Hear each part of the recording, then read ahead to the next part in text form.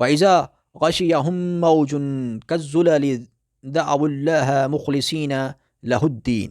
فَلَمَّا نَجَّاهُمْ إِلَى الْبَرِّ فَمِنْهُم مُّقْتَصِدٌ وَمَا يَجْحَدُ بِآيَاتِنَا إِلَّا كُلُّ خَتَّارٍ کفور۔ اور جب موجیں سائبانوں کی طرح ان پر چڑھاتی ہیں تو وہ اللہ کو اس طرح پکارتے ہیں کہ اس وقت ان کا اعتقاد خالص اسی پر ہوتا ہے۔ یعنی جب وہ کسی مصیبت میں گرفتار ہو جاتے ہیں، سمندر میں موجیں آ جاتی ہیں، وہ سمندر کا سفر کر رہے ہوتے ہیں، کشتی میں ہوتے ہیں، یا مطلب کوئی بھی مصیبت آ جائے تو پھر اللہ کو تو ایسے پکاریں گے کہ جیسے بس وہ اللہ سے بڑے اللہ کے بڑے مخلص ہیں، بڑے اللہ والے ہیں۔ پھر جب ان کو بچا کر اللہ تعالیٰ خشکی پر لے آتا ہے، یعنی ان کو اللہ تعالیٰ اس مصیبت سے نکال دیتا ہے، تو ان میں سے کچھ ایسے ہیں جو راہ راست پر رہتے ہیں اور باقی جو ہیں وہ پھر شرک کرنے لگتے ہیں،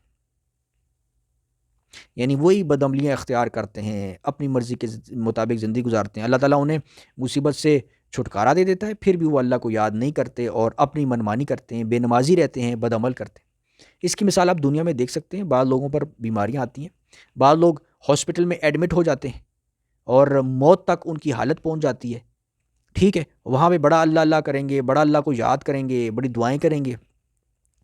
اور جب اللہ انہیں شفا دے دیتا ہے، شفا تو اللہ تعالیٰ دیتا ہے نا، اللہ تعالیٰ شفا دیتا ہے، زندگی میں مہلت اللہ تعالیٰ دیتا ہے، تو جب اللہ تعالیٰ مہلت دے دیتا ہے تو پھر وہ کیا کرتے ہیں کہ وہ پھر جو ہے نا، بجائیے کہ اللہ کو شکر کریں گے، اللہ تو نے مجھے زندگی دی، بیماری سے میں مر بھی سکتا تھا، اب تو نے زندگی دی، میں تیرا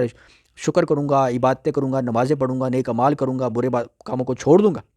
تو بجائے شکر کرنے کا اللہ کی طرف لوٹنے کے، وہ اسی طرح بد عمل کے بد عمل رہتے ہیں، بے نمازی رہتے ہیں، بد عمل رہتے ہیں، بد نظریاں کرتے ہیں، برے کام کرتے ہیں، اللہ کی طرف نہیں لوٹتے۔ تو یہ شرک ہوتا ہے، یہ شرک ہوتا ہے کہ انسان زندگی اپنی مرضی کے مطابق گزارے اور اللہ کی بات نہ مانے۔ تو اللہ فرماتا ہے اور ہماری آیتوں کا انکار وہی شخص کرتا ہے جو پکا بعد عہد پرلے درجے کا نہ شکرا ہو۔